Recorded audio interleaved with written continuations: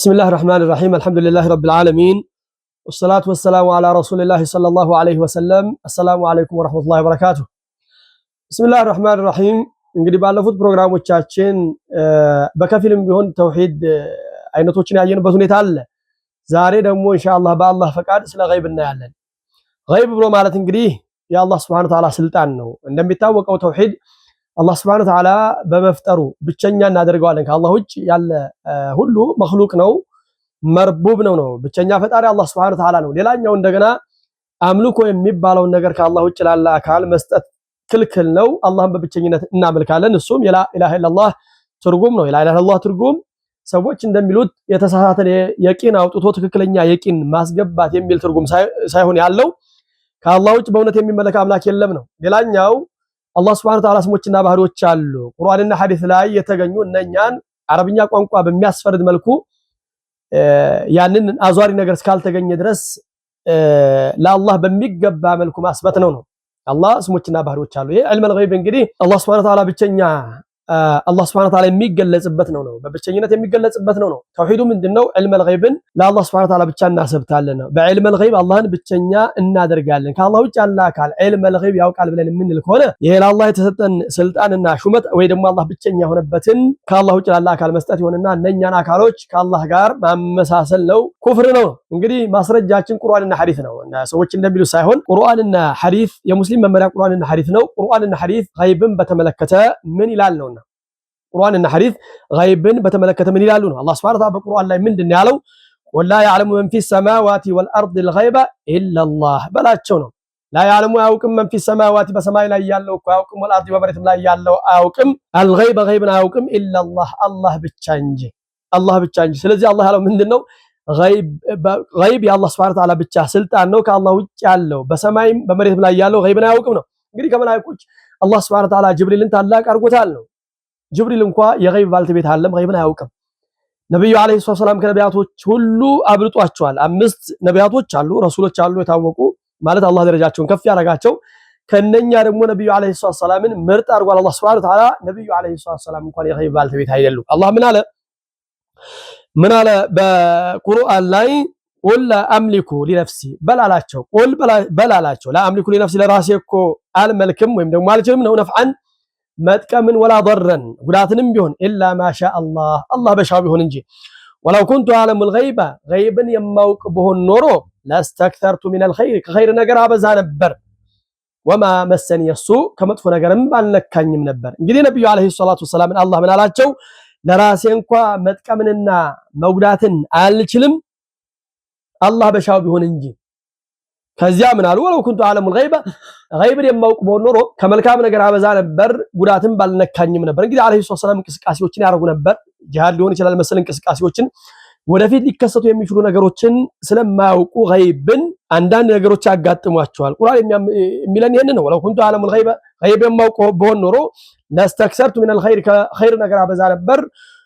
ወማ መሰኒ የሱ ከመጥፎ ነገርም ባልነካኝም ነበር። እንግዲህ ነብዩ አለይሂ ሰላቱ ወሰላም የገይብ ባልተቤት አይደሉም ነው። ምናልባት አንዳንዴ ነብዩ አለይሂ ሰላምን ወይ ደግሞ ሌሎች ነቢያቶችን ወደፊት ሊከሰቱ የሚችሉት ነገሮች አላህ ሊያሳውቃቸው ይችላል። ይሄ ምንድነው? ምናልባት ሌላው ሰው መጥቶ ነብይ ነኝ ሊል ይችላል። የትክክለኛ ነብይነት ማረጋገጫ ይሆን ዘንድ ሌሎች ሰዎችም ይህንን በማየት ይከተላሉ ወይ ሳይከተሉም ሁጃ ይሆንባቸዋል ማለት ነው። እንደ ነብይነታቸው አንዳንድ ነገር ወደፊት ሊከሰቱ የሚችሉ ነገሮችን ሊያሳውቃቸው ይችላል ነው። አላህ Subhanahu Wa Ta'ala በቁርአን ምንድነው ያለው? ዓሊሙል ገይብ ፈላ ዩዝሂሩ ዐላ ገይቢሂ ዓሊሙል ገይብ የሩቅ እውቀት አዋቂ ነው። ፈላ ዩዝሂሩ ዐላ ገይቢሂ ገይብን እኮ ግልጽ አያደርግም። አሐደን ፈላ ዩዝሂሩ ዐላ ገይቢሂ አሐደን በገይቡ ላይ እኮ ለማንም ግልጽ አያደርግም አለ። ለማንም ግልጽ አያደርግም ካለ በኋላ ምን አለ? ኢላ መን ኢርተዳ ሚን ረሱልን ከመልእክተኞች ለወደደው ሲቀር ከመልእክተኞች ለወደዳቸው ግልጽ ሊያደርግ ይችላል ጥቂት ነገሮችን። ይሄም ምንድነው? ለነቢያቶቹ ትክክለኛ ነብይነት ማረጋገጫና ወደፊት ሊከሰቱ የሚችሉትን ነገር ያሳውቃቸዋል። እንደ ትንቢት የሚናገሩበት ሁኔታ አለ ነው። ታዲያ ይሄንን ነገር ጥቂት ያሳውቃቸውን ነገር በማየት ነቢያቶች የገይብ ባልተቤቶች ናቸው ተብለው አይባሉም ነው። ለማንኛውም ገይብ የሚባለው ነገር የአላህ Subhanahu Wa Ta'ala መገለጫ ነው። ነቢያቶች ገይብ አያውቁም ነው። ስለ ነገር ሊከሰት የሚችለውን የሚያውቀው አላህ ብቻ ነው። ነብዩ አለይሂ ሰላምን ጨምሮ ሁሉም ነቢያቶች ወይም ደግሞ ረሱሎች ገይብን አያውቁም ነው። ቁርአን ግልጽ ያደረገው ይሄንን ነው። ከመልእክተኞች ወደደው ሲቀር ሲባል ጥቂት ነገር ሊያሳውቃቸው ይችላል። ይሄንን ጥቂት ነገር በመመልከት ታዲያ ነቢያቶች ገይብን ያውቃሉ ተብሎ አይባልም ነው። ነገር ግን ወደ ሀገራችን ስንመጣ አንዳንድ ሰዎች ወልዮች ከሽፋላቸው ይላሉ። ምናልባት ከዑመር ብን ኸጣብ የተገኘ ነገር በማየት ዑመር ብን ኸጣብ ኹጥባ እያደረገ ባለበት ሁኔታ ባልደረባው ጠላት ሊያጠቃው ሲል አላህ ሱብሓነሁ ወተዓላ የጠላትን ሁኔታ የባልደረባውን ሁኔታና የጠላትን ሁኔታ ባየ ጊዜ አላህ ሱብሓነሁ ወተዓላ ዑመር ንግግርን እንዲናገሩ አድርጓቸው ከርቀት ያለውን አሳይቷቸው ንግግርን ተናገሩ። ባልደረባቸው ንግግርን ሰምቶ ከጠላት የተጠበቀበት ሁኔታ አለ ነው። ይሄ ከሽፍ ነው። ታዲያ ይሄን ከሽፍ በማየት ዑመር ብን ኸጣብ የዕልም አልገይብ ባልተቤት ነው ብለው ባልደረቦቹ ዕልም አልገይብ ያውቃል ብለው ወደሱ ያስጠጉበት ሁኔታ የለም ነው። ምናልባት አንዳንዴ ከመናም ሊሆን ይችላል፣ ከኢልሃም ሊሆን ይችላል። አንዳንዴ ባልደረብ አላህ ባሮቹን የሚያለቅበት ሁኔታ ሊኖር ይችላል፣ ከራማ ነገር። ታዲያ እነኚህ ነገሮች ሰዎች ወልዮች ዕልም አልገይብ ባልተቤቶች ናቸው ተብሎ አይባልም ነው። እንደውም ሀገራችን ላይ ያለ ሁኔታ ምንድነው? የማይሰግድ ሰው ወልይ የሚባልበት ሁኔታ አለ። ገይብን ያውቃል፣ ልብ ውስጥ ያለን ያውቃል። እንዳጠቃላይ ግን የዕልም አልገይብ ባልተቤት አላህ ነው። አላህ የተነጠለበት ነው። ከአላህ ውጭ ያለን አካል ዕልም አልገይብ ያውቃል ብለን ካልን ያንን አካል ከአላህ ጋር እኩል መቁጠር ነው፣ ሽርክ ነው፣ ኩፍር ነው፣ ከእስልምና የሚያስወጣ ይሆናል። ነቢያቶቹ እንኳን የዕልም አልገይብ ባልተቤት አይደሉም። ስለነገ የሚያውቀው አላህ ብቻ ነው። ስለነገ የሚያውቀው አላህ ሱብሓነሁ ወተዓላ ብቻ ነው። ሌላኛው እንግዲህ እነኚህ ስለ ዕልም አልገይብ እናውቃለን የሚሉ ሰዎች አሉ ሀገራችን ላይ። መጽሐፍ የተጻፈ አለ። አሁን ለምሳሌ ሼህ ሁሴን ጅብሪል የሚባል ሰው የጻፈው መጽሐፍ አለ ነው። ሰውየው ከሞተ ብዙ ዓመታት ሆኖታል። አንዳንድ ሰዎች ሙስሊም ሆነው ይህንን መጽሐፍ ይዘዋል ማለት ነው። ሰዎች እንደ መመሪያ ቁርአንና ሐዲስ መጥቶላቸው ሳለ ያንን በማንበብ በመማር ሊሆን ይችላል አላህን መፍራትና ለጀነት የሚያስገባቸውን ነገር ማወቅ ወይ ደግሞ ከሳት የሚጠበቁበትን ነገር ማወቅ ሲገባቸው ነብዩ አለይሂ ሰላም ይዘውት የመጡትን ነገር ወደዚህ መጽሐፍ ይመለከታሉ። ሼህ ሁሴን ጅብሪል ስለዚህ ነገር ምን ብለዋል? አንዳንድ ሁኔታዎችን ያነበብኩበት ሁኔታ አለ። ምን ይላሉ? ስለ ወሃቢያ ምን ብለዋል? እሳቸው ሰውየው ከሞተ ስንት ዓመት ነው? አንድ ሰው እንደማንኛውም ማለት ነው ራሱ ዕልም አልገይብ አውቃለሁ ነገ ከነገ ወዲያ እንዲህ አይነት ነገር ይከሰታል የሚል ሰው ካለው ውሸታም ነው። ራሱን ከአላህ ጋር አድርጎ ቆጥሯል። ኩፍር ነው፣ ከእስልምና ያስወጣዋል ነው። እኛም አንድን ሰው ከአላህ ውጭ ያለን አካል ዕልም አልገይብ ያውቃል ብለን የምንል ከሆነ ሽርክ ነው፣ ኩፍር ነው፣ ከእስልምና የሚያስወጣ ይሆናል። ታዲያ ሰዎች ወደዚህ መጽሐፍ ይመለከታሉ ነው። መጠንቀቅ ግድ ይላል ነው። የዚህ ውስጥ መጽሐፍ ውስጥ የተሞላው ነገር ኩፍር ነው። ስለነገ ማን ያውቃል? ሰውየው ከሞተ ብዙ ዓመታት አስቆጥሯል። ያንን መጽሐፍ በማየት ስለዛሬ ምን ተናግረዋል፣ ስላለው መንግስት ምን ተናግረዋል ብሎ ይፈትሻል ነው። ለማንኛውም ይሄ መጽሐፍ የሆነ ሰው ጽፏል፣ በየጊዜው ኤዲት ሊደረግ ይችላል። ይሄ ሰውዬ ጽፎታል ብሎ ያነቡታል።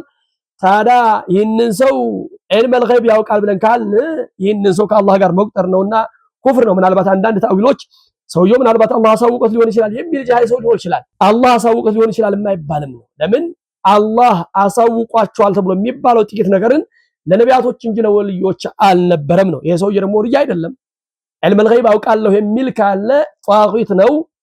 ይሄ ዕልም አልገይብ አውቃለሁ የሚል ካለ ራሱን ከአላህ ጋር ቆጥሯል። ይሄ ንግግሩ ብቻ ከእስልምና የሚያስወጣ ይሆናል ነው። ለማንኛውም ዕልም አልገይብ ባልተቤት አላህ ነው። ሌላኛው ነብዩ አለይሂ ሰላም በሐዲታቸው ምን ብለዋል ነው? አንድን ሰው ስለነገ ይከሰታል ስለነገ ስለሚከሰተው ነገር ሂዶ መጠየቅ ብቻ 40 ቀን ሶላቱ ተቀባይነት የለውም ነው። ምን አሉ? መን አተ አራፈን ፈሰአለሁ አን ሸይን።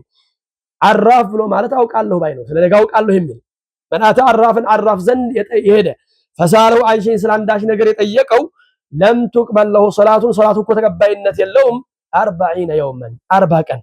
ይህ ሰውዬ በመጠየቁ ብቻ 40 ቀን ሶላቱ ተቀባይነት የለውም ነው። 40 ቀን ተቀባይነት የለውም ስለተባለ ሶላቱን ይተዋል ማለት ሳይሆን እዚያ ዘንድ በመሄዱ ብቻ የ40 ቀን ሶላትን አጅር ይከለከላል ነው።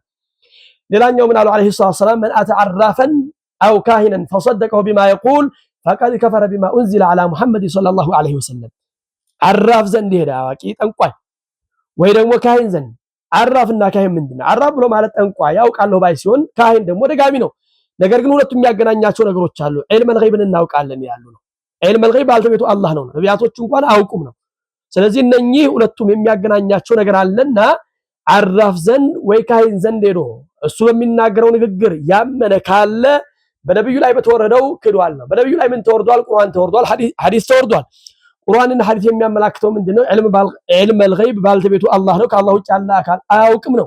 ቁርአን የሚያስረዳው ቁል ላ ያዕለሙ መን ፊ ሰማዋቲ ወልአርዲ አልገይበ ኢላላህ። በሰማይም በመሬትም ላይ ያለው ሁሉም ገይብን አያውቅም ነው። ጅብሪልን ጨምሮ መላእክቶች ማለት ነው። ከነቢያቶች ደግሞ ነብዩ አለይሂ ሰላምን ጨምሮ ዒልመል ገይብ አያውቁም። ዒልመል ገይብን ግልጽ አያደርግም ካለ በኋላ ኢላ መን ተضى بالرسول ከመልእክተኞች ተወደደው ሲቀር መልእክተኞችን የነብይነት ማረጋገጫ ይሆን ዘንድ ማለት ነው። ስለ ወደፊት የሚከሰቱ ነገሮችን ይናገራሉ፣ ተከስቶ ይገኛል። አንደኛ የነብይነት ማረጋገጫ ይሆናል ወይ ደግሞ ለነሱ ገዛ ይሆናል። ይሄ ዒልመል ገይብ በከፊል ሊያሳውቃቸው ይችላል ነው። በከፊል በማወቃቸው ታዲያ የዒልመል ገይብ ባልተቤቶች ናቸው ተብሎ ካልተባለ ወልዮች ዒልመል ገይብ ባልተቤቶች አይደሉም ነው። ምናልባት ሱፍያና ድንበር ኃላፊ ሌሎች መንሃጅ ባልተቤቶች ወልዮች ከሽፋላቸው ልብ ውስጥ ያለን ያውቃሉ፣ ስለነገ ያውቃሉ ይላሉ። እንደተናገረው አሁንም ይሄ መጽሐፍ ባልተቤት ሰውየው ከጻፈው ብዙ ዓመታት ይሆናል። መጽሐፉን ይመለከታሉ። ስለ ወሃቢያ ምን ብለዋል? ካፊሮች ወደፊት ይመጣሉ ተጠንቀቋቸው ምን አሳወቀውና ነው? እንዴት ሊያውቅ ይችላል ነው? አንድ ሰው ስለነገ አውቅም ከተባለ የዛሬ ስንት ዓመት የሞተን ሰውዬ መጽሐፉን አንስቶ ማንበብ ተገቢ አይደለም። እንዳንድ ሙስሊም ሰውየው ዒልመል ገይብ ያውቃል ካልንማ ሰውየውን ከማን ጋር እኩል ማድረግ ነው? ከአላህ Subhanahu Wa Ta'ala። እንደሚታወቀው ተውሂድ ክፍሎች አሉ። አንዳንድ ሰዎች ተውሂድን በሶስት መክፈል ቢድዓ ነው ምናምን ይላሉ። ዞሮ ግን ብዙ ነገሮች አሉ።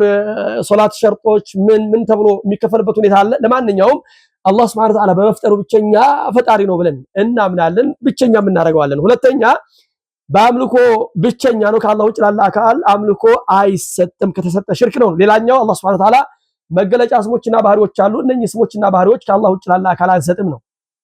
ይሄ ዒልመል ገይብ ታዲያ ባልተቤቱ አላህ ነው። ከአላህ ውጭ ያለ አካል አያውቅም። ያውቃል ብለን ካልን ያ ያውቃል ያልነውን አካል ከአላህ ጋር እኩል መቁጠር ነው፣ ሽርክ ነው፣ ኩፍር ነው፣ ከእስልምና የሚያስወጣ ይሆነ። ለማንኛውም ዒልመል ገይብ ባልተቤት አላህ ነው። ከአላህ ውጭ ያለ አካል አያውቅም ተብሎ ከተባለ ነቢያቶች አያውቅም ካልን ወልዮች ደግሞ ላያውቁ ይበልጥ የተገባ ነው። ስለዚህ አላህ Subhanahu Wa Ta'ala በዒልመል ገይብ ብቸኛ ልናረገው ይገባል። ነብዩ አለይሂ ሰላቱ ወሰላም ስለ ጅብሪል ሐዲስ ታውቃላችሁ መቼም። ነብዩ አለይሂ ሰላም ጅብሪል መጥቶ በጠይቃቸው ጊዜ ስለ እስላም ጠይቃቸው ነገሩት፣ ስለ ኢማን ጠይቃቸው ነገሩት፣ ስለ ኢህሳን ጠይቃቸው ነገሩት፣ ስለ ቂያማ ጠይቃቸው። ተጠያቂው ከጠያቂው የበለጠ ዕውቀት የለውም ማለት። ስለዚህ ዒልመል ገይብ ይሄ አላህ Subhanahu Wa Ta'ala ሹመት ነው። አለይሂ ሰላቱ ወሰላም አላወቁትም፣ ጅብሪልም አላወቀውም። ዕውቀቱ የአላህ Subhanahu Wa Ta'ala ብቻ ነው። ስለነገ የሚከሰተው ነገር የሚያውቀው አላህ ብቻ ነው። ምናልባት እኛ እንደ ፕሮግራም የምናስባቸው ነገሮች ይኖራሉ። ያ አላህ ታክሎበት ተጨምሮበት ሊሳካ ይችላል። ካልሆነ ግን ሰው በተኛበት ሁሉ ሊሞት ይችላል። አጠቃላይ ዒልመል ገይብ ባልተቤቱ አላህ ነው። ከአላህ ውጭ ያለ ሁሉ ዒልመል ገይብን አያውቅም፣ ነቢያቶቹንና መላእክቶቹን ጨምሮ። እንግዲህ ነቢያቶቹና መላእክቶች አያውቁም ተብሎ ከተባለ ሌሎቹ ላያውቁ ይበልጥ የተገባ ነው። ሰለላሁ ዐላ ሙሐመድ ወዐላ አሊሂ ወሰሐቢሂ ወሰለም። ወሰላሙ ዐለይኩም ወራህመቱላሂ ወበረካቱሁ።